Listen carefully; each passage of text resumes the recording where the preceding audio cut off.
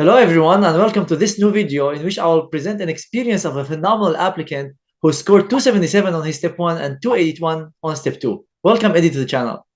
Thank you for having me. It's an honor. Can you start by telling the viewers a little bit about yourself, where you're from and what are you doing now? Yes, of course. So I completed my medical studies in Lebanon at the University of St. Joseph in Beirut. We are in a system that's more similar to the French system. It's a bit different than the American system.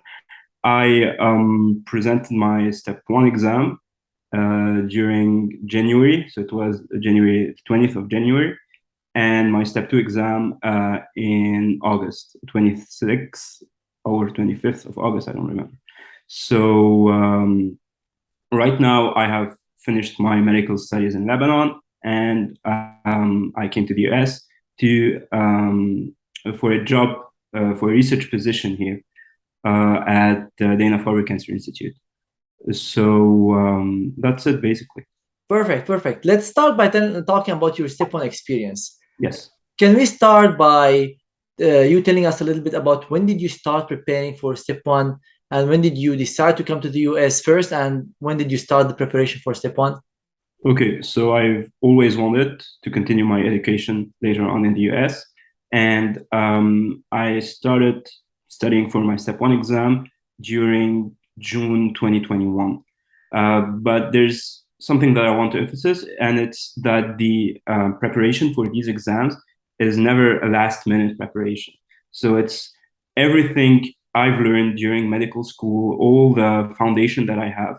It was particularly useful, and I think that it was the main element that helped me to score well in these exams. So I started my preparations for the step 1, as I said, during June 2021, but it was sort of a continuous preparation. Which year in med school was that? So it's the 6th year in the French system, which equals to Med 3 in the American system. You started preparing in your final year of med school? Yes, basically, yes. Okay, was that at the beginning of the final year or at the end of the Yes, it was like the end of Med 3, start of Med 4. Okay. That's when I started, because in the French system, there are also other exams. So I had to complete my exams for the university first, and then I could focus on the steps. Okay, so you started at the beginning of your final year to prepare for the step 1. Yeah. How long did it take you to prepare for the whole exam? And what was your schedule like? Because some students might have more free time, some students might have more heavier rotations. How was your schedule?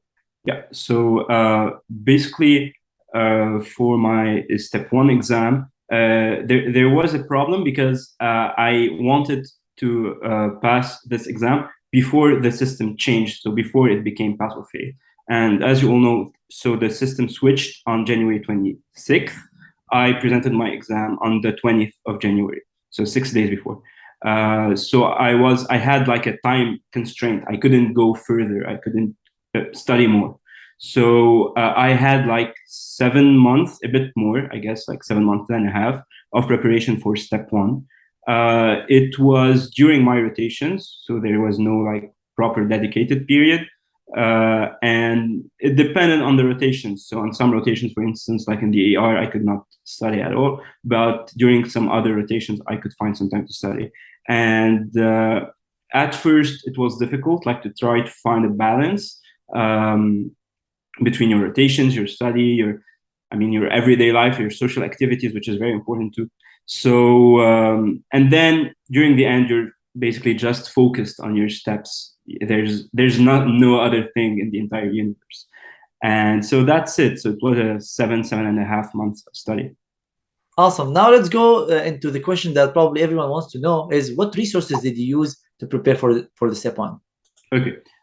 So first of all, there's just something I want to point out is that everyone works differently, and what worked for me doesn't necessarily work for you or for anyone else.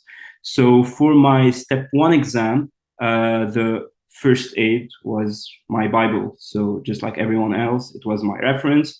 I started by studying each chapter in the first aid.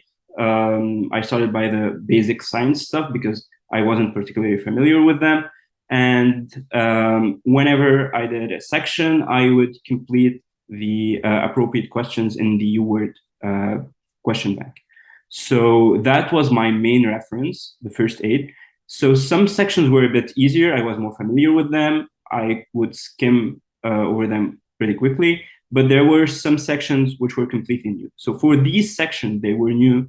I tried to understand the material in whichever way was possible. So I would use like Amboss, my university courses, just regular Google stuff, up to date, anything that could help me understand more the material. And what I found useful is for these topics, at least that were completely new to me, I found it really useful to look at multiple references because it's sort of gives you like multiple views of the same subject. So you're like seeing it in multiple dimensions, and you can understand more. You can know like, okay, I know that subject, but I also know how it can be applied in questions and real life. And this is what's really stuck inside your memory, not retaining basic facts. Awesome. So you started the first book you started preparing from was first aid. Yes, first aid was my first and my main book. And after, let's say you study microbiology from first aid, did you go and solve the microbiology questions from UWorld or? Yes, I did that. Now, for microbiology in particular, I also used Sketchy. It was amazing especially for the bacteria and the fungals, and it was really nice. And it made things stuck inside my memory. So I would remember, yeah, it's that sketch, that cartoon. I've always joked about it, like, no, that's that's not true. It's really silly, but actually works. It worked for me. So yeah, I would do a section from the book, and then I would do the questions from the UWorld. Now, what I did is that, for instance, let's say microbiology. After studying the microbiology section, I would do like half the questions of the UWorld.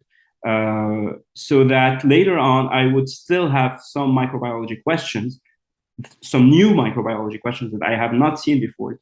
And I could then practice again, sort of like a time-spaced repetition in order to make things stuck in my memory. Okay. And did you divide the day like half questions, half book, or you finished the book and then the whole day went to questions after you're done with that? Yeah, mainly dependent on the section and how easy it was for me to get over the material. But what I try to do is like to go over the book during the first part of the day and then do some questions, because there's your mind doesn't allow you to do an infinite number of tasks during the day. So you're kind of limited. And studying from first aid can be really boring. You're just reading information, and it's just very, very difficult to just go over the book. So what I would do is that I would start studying from the first aid, and whenever I got really bored or I got like I just can't take it anymore, I would skip to the questions, and it was more an interactive way of learning, which I enjoyed. Awesome. And for first aid, I always recommend using it as a secondary source because it's a review book, and you know that they have only the higher concepts. It's not like a book that you get the explanation. And many IMGs studied these materials years ago, or they studied these materials not well in school. So you said that you prepared well in school, and that kind of helped you. So can you give us a little bit idea of like when you start using first aid, was everything from your prior knowledge, or it was a combination of both? Yes, I completely agree with you. What helped me the most is that I had a solid foundation during med school. So, for instance, let's say whenever I was studying the cardiology section, I was very familiar with this section. So it's like it was these things, I know them, I study them in university, they're still stuck in here. And so I would go rapidly over these. So the first aid was here just to refresh my memories. These are the important concepts. You know them, you're fine.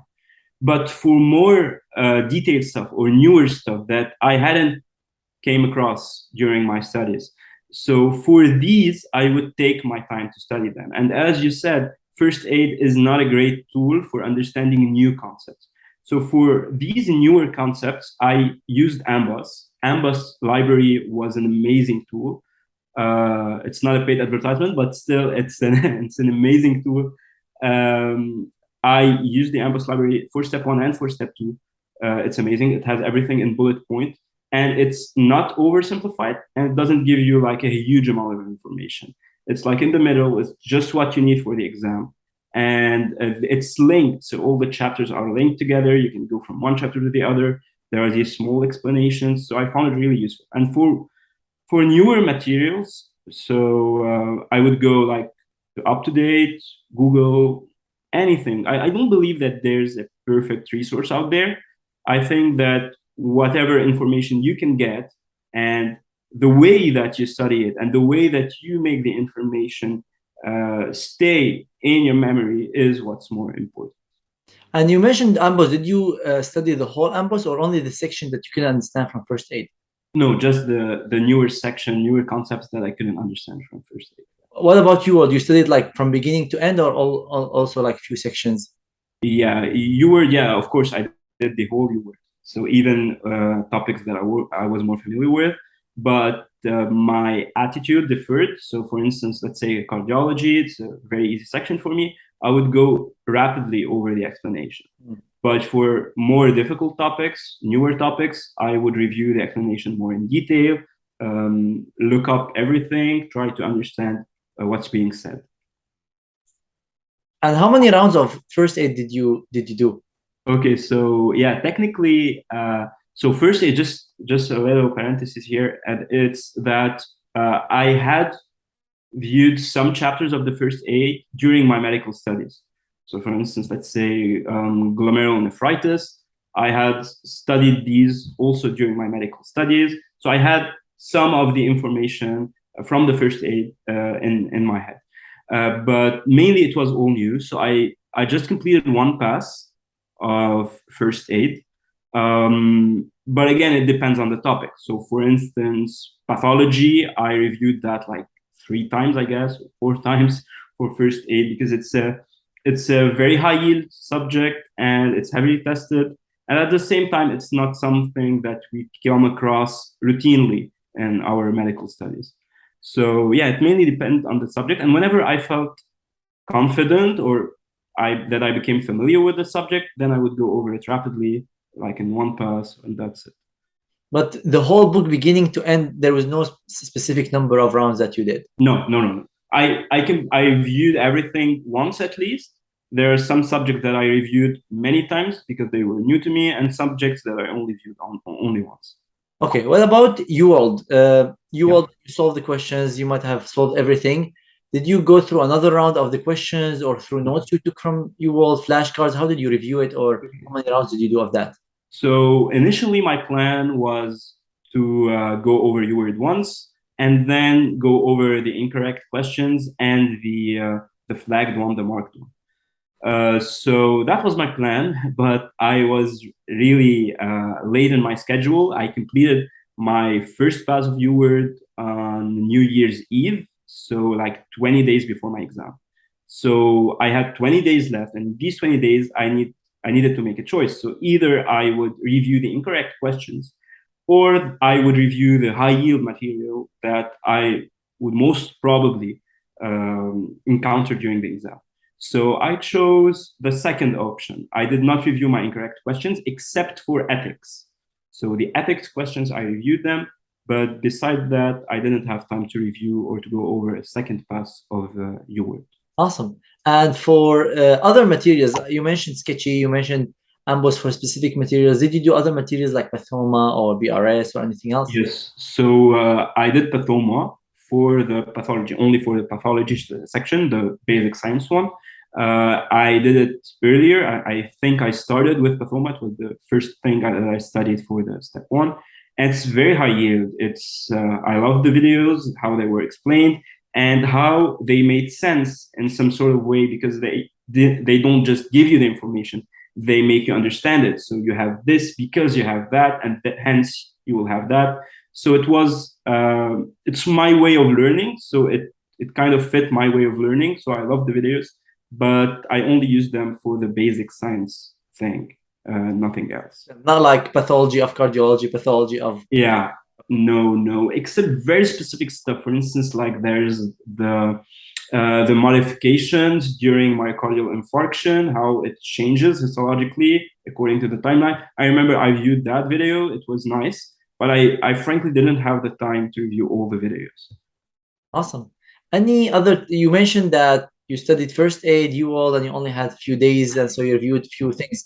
What else did you do, or what tips do you have for step one applicants before we jump in to talk about step two? Okay, so for Sketch it was very useful, as I said. For Anki, because I get asked about that quite often, I hated Anki. So I tried to do the flashcards, but it was like so boring, and it's just like retaining pure information garbage. So you don't understand what's being said. You're just given like this and that. That's it. So I didn't find it useful. And once again, what worked for me doesn't necessarily work for you or for others. So Anki was a lifesaver for others, but for me it was not useful. Once again, there's two things that I want to stress out. First of all, that everyone needs to find his or her own way of learning. So that's very, very important. And I think that everyone should start by dedicating time to finding how they learn best. That's very, very important. Second is that you have so many resources available out there. It's very easy to waste time like juggling through resources, and at the end, there's nothing that stays in your head.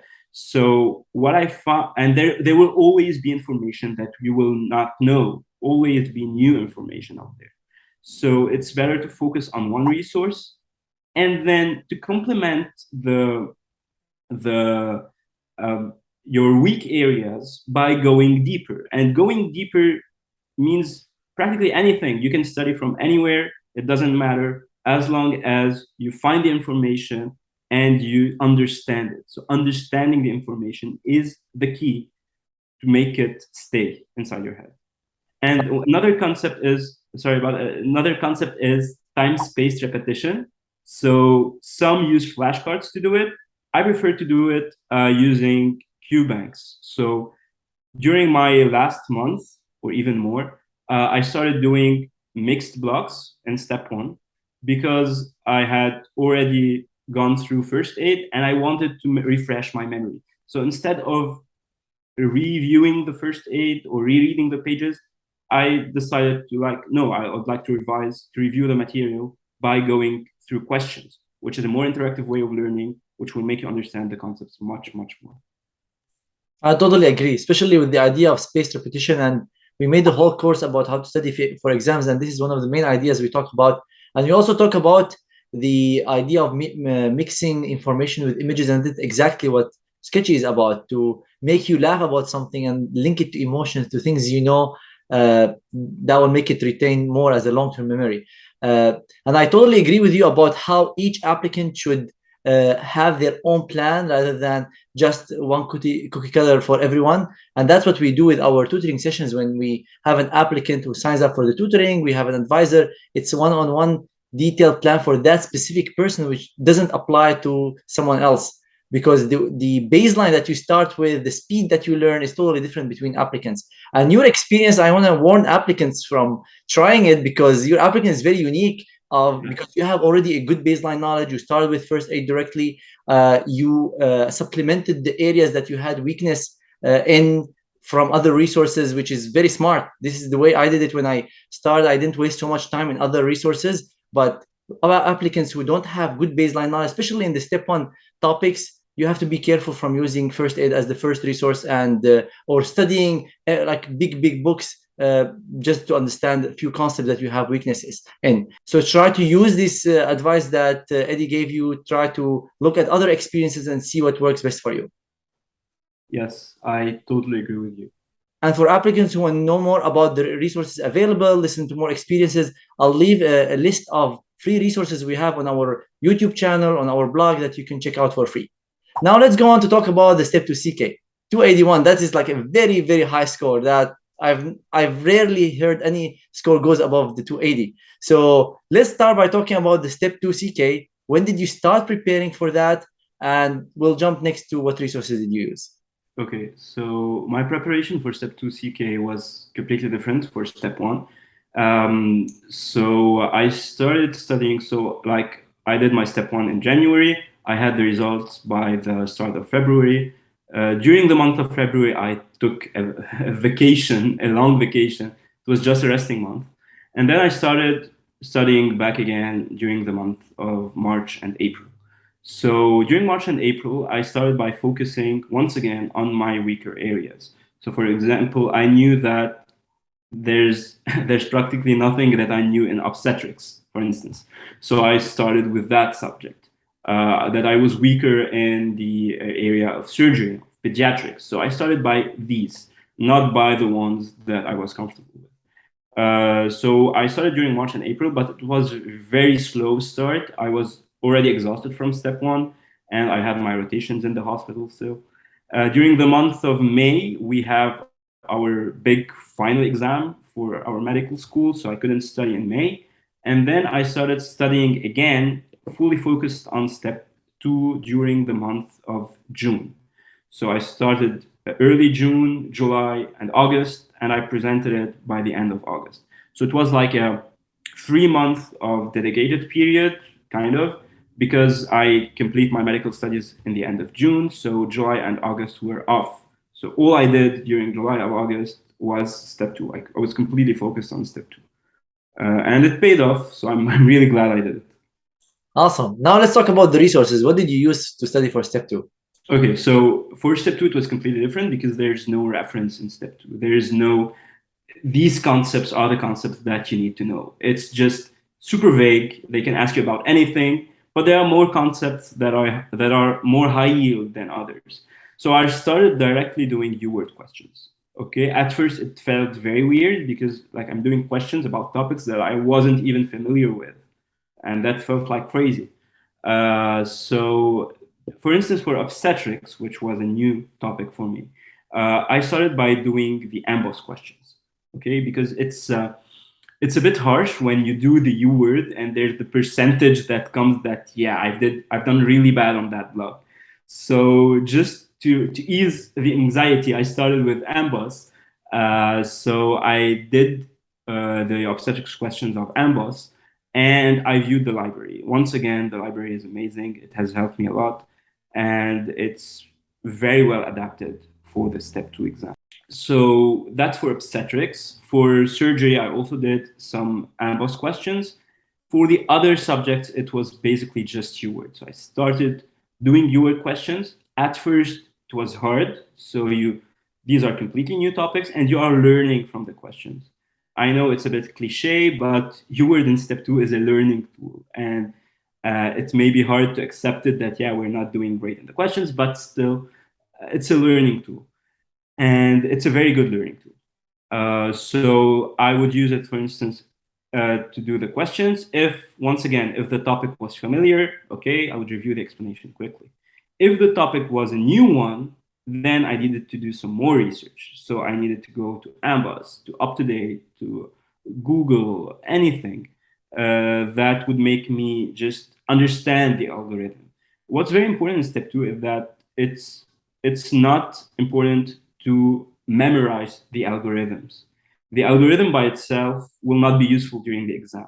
You will remember it once and then you will forget it as soon as you're done with the questions. What's important is understanding the way of thinking. For instance, like there's this patient that's presenting. I don't know, it's a trauma patient. So first I need to see if the patient is stable or not stable. Okay, so that's my first step in management. And then I would look at different cases because each case is different from the others. The algorithm that you see in UWorld will not fit every case. You need to understand why it's done as such. Why did they do a CT scan instead of going for surgery? Why did they do that instead of that? And once you understand it, it becomes easier to adapt this knowledge to other questions, to other cases. And then for internal medicine questions, I had a solid foundation in internal medicine, so I didn't find them particularly difficult. So I would just go through UWorld. For pediatrics, also just UWorld. Psychiatry, also UWorld. I decided like I just gonna give the first aid a chance. So I just gonna view it. I viewed it for psychiatry, and it it sucked. It was terrible. It was not useful at all. So I stopped. I tried to view master the boards, and also I did not find it useful. There was no book that I found useful for step two. And so, yeah, basically that's it. So you studied Amboss for OBGYN and for surgery? And for ethics. The ethics section in Amboss is amazing for step 2. So ethics, surgery, and OBGYN, the rest was fully UWorld. Fully UWorld, yeah. And how many rounds of UWorld did you do here?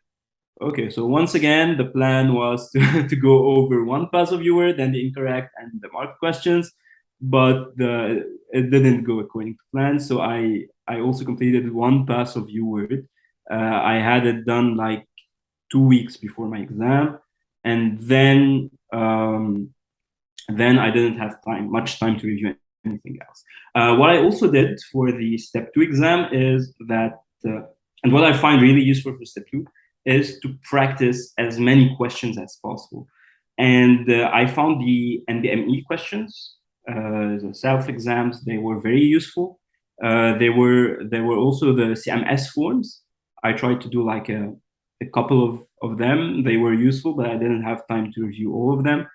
And I found them useful because they give you a way of understanding different type of language. For instance, the language that UWorld uses is completely different than the one that NBME uses. And I found that really useful during the exam because I encountered both types of questions that I found more similar to UWorld and other that I found more similar to NBME.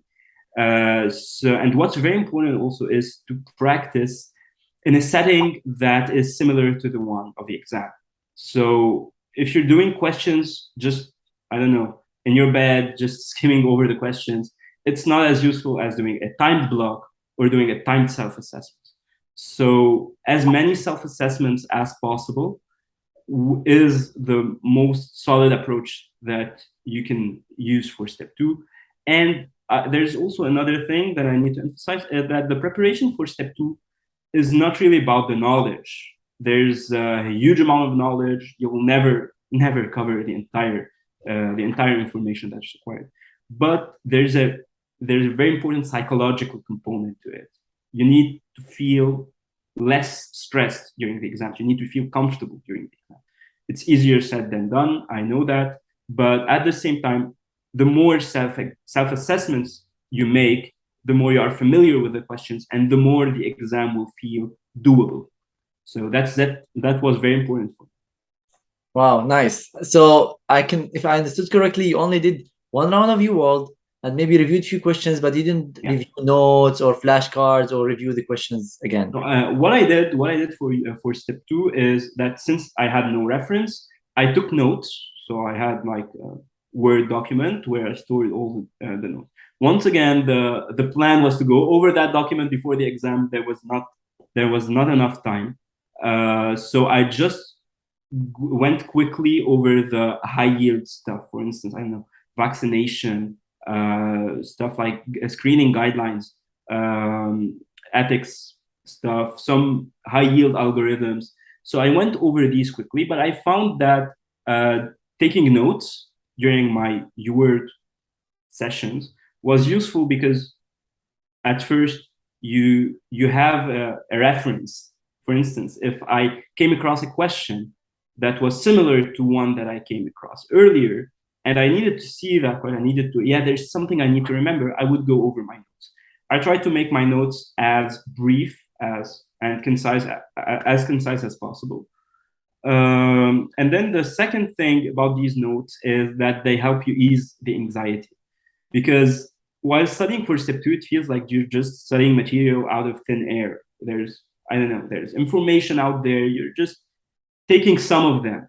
But when you have notes in front of you, when you have, these are the notes that I have written, it eases the anxiety since you have some support that you can always refer to. So that was useful. And basically, that's my preparation for step 2. No, this is exactly what I preach actually for step 2. I see students have so much anxiety. They start bringing all these books that you mentioned and Amboss and step 2 and step 3 and all these question banks. And I tell them that UWorld is enough to score high. If you understand the concept, if you study it well, UWorld is enough to score high. And you're a huge example of that. With one round of UWorld and few concepts from Amboss, you scored an extremely high score. So amazing job. Want to ask you about the assessment tools. Yeah. how many MBMEs did you do? And was your score on the MBMEs close to the score that you got, which is 281? Yeah. So of course I did the two self-assessments of UWorld. I did the self-assessment of Amboss that was available in May, I guess. And I went over the NBMEs 10, 11, and 12. Okay, so the 10 and 11, I did them offline, so there's no accurate score. On the NBME 12, I scored a 282, which is like, yeah, very similar to my real thing. Now, the NBME by themselves, they are similar to some of the questions in the real exam. But once again, in the real exam, there are questions that are similar to UWorld, others that are similar to MBME or CMS forms, and there are others which feel like, I don't know, from another planet. So what's important is to be familiar with as many types of questions as possible, because sometimes you just know the concept, you know the information, but it's presented in a different way, and you need to be more familiar with these different ways, these different presentations, and these different ways of describing the same thing using different words. So that was very, very important for me. And it's very important also for being able to manage your time during the exam, which is something that some of my friends at least have found particularly difficult. Yeah, I feel the step two is like a battle. You're in a battle and you're like in a rush to finish as many questions as Yeah, possible. In step one, I had so much time extra. In step two, it was yeah, barely time. So having that skill, and I always mention in my videos to solve UWorld on each question bank as if you're in the exam, so you can get that skill. You can't run a marathon tomorrow. You have to yeah, practice. This is exactly what if you solve it as as an exam exactly. give you. Some people might be wondering how many questions of you all, when you're in your dedicated time, how many questions did you solve and study? I mean, like Okay. read the question, the explanation, study it well, and move on. How many were you able to finish a day? Okay, so it was this grew like exponentially during my study time. So at first I was doing like 10, 20 questions a day, and I was like, there's no way that I would be done by the end of my preparation time. And then when stress starts to kick in, when anxiety starts to kick in, your productivity also kicks in.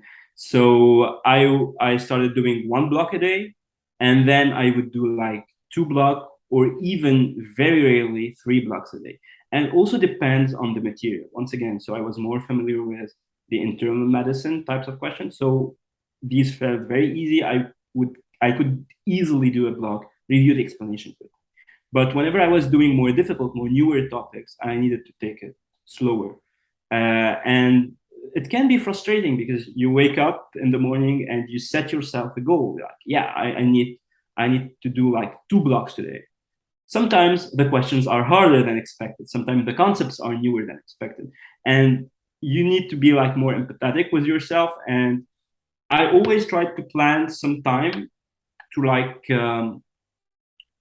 like make up for the time that I lost. So for instance, I also did that during my step one. So whenever I set a schedule for the upcoming days, I would, for instance, like take Sunday afternoon or Sunday, the whole Sunday, for just like take time and go over the thing that you didn't have time to complete during the week. And I found that this was very good at easing my anxiety. Another thing that I found particularly important is to take some time off and to schedule that time off. Because whenever you're studying for the exams, you feel guilty about taking time off. You feel guilty about taking a rest, but it's needed. And whenever you're taking a rest that isn't planned, you will feel more guilty. You will not enjoy your resting time. And you will not be able to focus on the questions because you have not enjoyed your resting time. So I planned my resting time, for instance, like every day from this time to this time, I will not do questions. I will do something else. I will watch some series. I will, I don't know, go to the gym, see some friends, anything.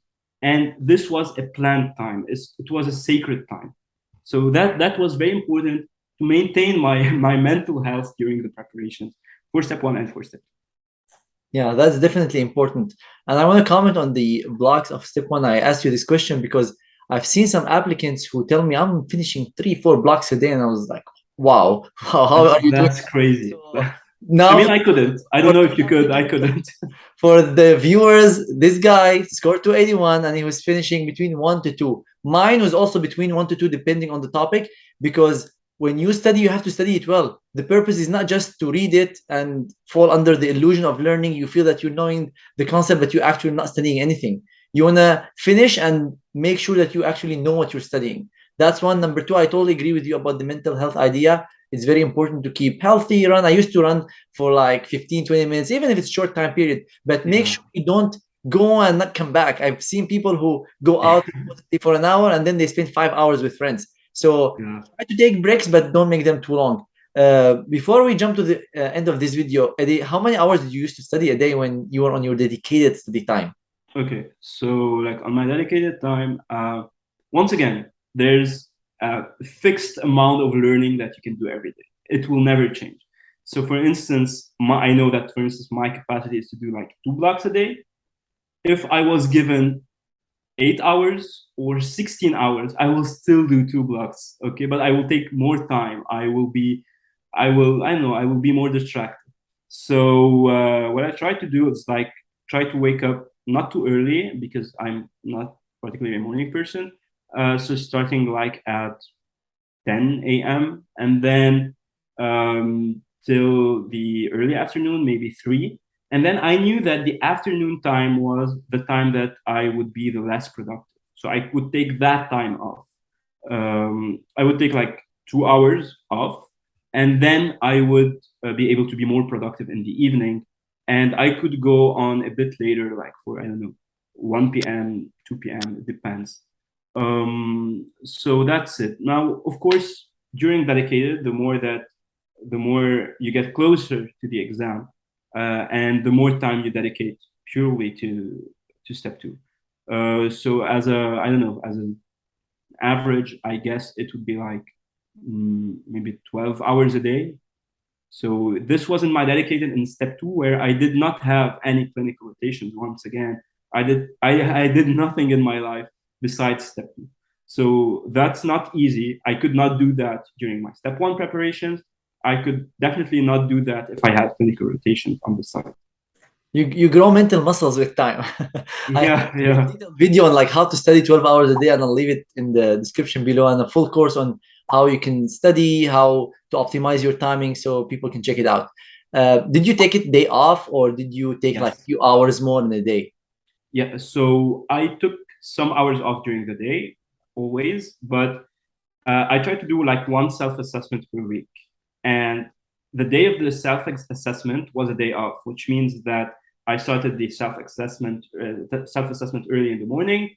I would be done like by afternoon, depending on the assessment. And then I would take the whole day off. So nothing during that day, not reviewing the self-assessment, not reviewing any question, just going out, seeing some friends, seeing family. And this was really important for me. I would look up to these days, to the days where I would have a self-assessment, because it also meant that I would have some time off. Awesome. I forgot actually to ask you about the self-assessment for step one. Did you use any? How many did you use? When do you recommend using them throughout the preparation period?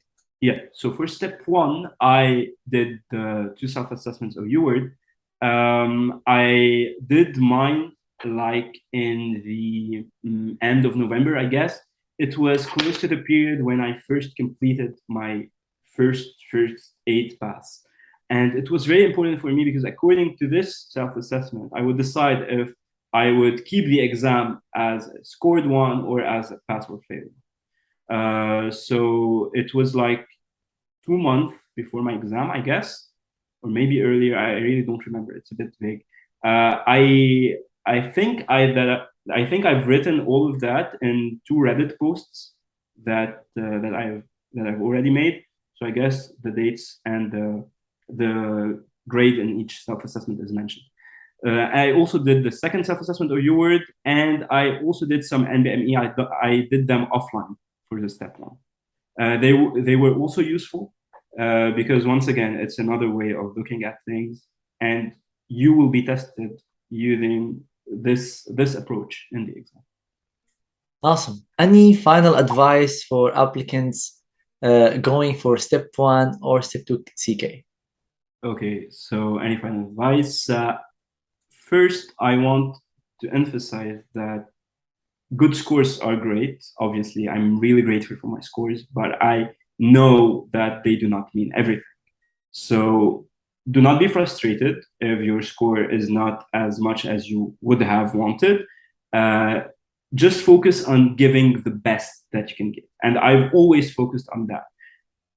I I did not go to the exam wanting to score these grades. I only set my mind to do the best I could, and it was rewarding because I knew that given my preparation, I could not have done anything otherwise. And at the same time, it gives you some sort of way to ease the anxiety. So my advice for everyone going through step one and step two is to give the best that you could give, and at the same time, remember that these grades do not define you. So you have other things, you have your research, your clinical experience, all of that that also comes handy when you have to be selected for residency. Another important thing, just like I pointed earlier, the types of resources that I used worked for me. They could work for you, but not for anyone else. So just find your way of studying, the resources that fit you best. And another important thing is also to be as aware of the material as possible. So understand the material. Don't just retain information. It's useless. Practice, practice, practice. As many self-assessments as you can, as many questions as you can. And just have faith in your potential and in everything you're doing. And I think that that would be amazing. And I'm just available if anything, if anyone has any question, if I can help anyone, you can just reach out to me. I'd be more than gladly to help if I can. Awesome. I keep telling you this is the final question, but questions pop in my head. This is the final question. Since you did your exam 6 days before step one became pass fail, now the exam is pass fail. So do you have any advice for people taking the exam as pass fail regarding step one? Okay. First of all, pass or fail does not mean that the exam is not important. Okay. So the material that you'll be studying for step one is important for your step two preparation, is important for your medical studies, for everything. Now, you might be tempted to focus less on the basic science part, these random enzyme names and crazy genetic diseases. This is understandable. But there are some things that are high yield and that are still worthy of you to focus. So even if the exam is pass or fail, you still need to prepare for it. It would ease your anxiety a bit. I know that. And it would be easier to pass than to focus on some sort of crazy score. But at the same time, you still need to prepare for the exams. And for students, and particularly IMGs, who relied on that exam for like having a more competitive, I don't know, overall picture for the program, there are other things that you can do. There's the step two already, there's the clinical experience, the research. So even if step one is pass or fail right now, it doesn't mean that you lost this ability to show yourself. Because if you were going to do great at step one, you'll also do great at step two, most probably. So that shouldn't be an issue. Indeed. And if anyone has questions, wants to do one-on-one advising, get subject-specific tutoring, I'll leave the link for all our services in the description below. Eddie, that was an amazing discussion. This is one of the best discussions I had with someone. It was a real pleasure talking to you. Thank you so much for sharing your experience, and thank you so much for your time. Thank you, Malki. It was a pleasure. And I hope that some of your viewers would find it beneficial. And really wish you the best in your career as well. I'm sure so many will find it helpful. And if you want to show Eddie that this interview is helpful, hit the like button, subscribe to the channel, and leave any questions you have in the comments below. Thank you everyone so much for watching, and see you in future videos.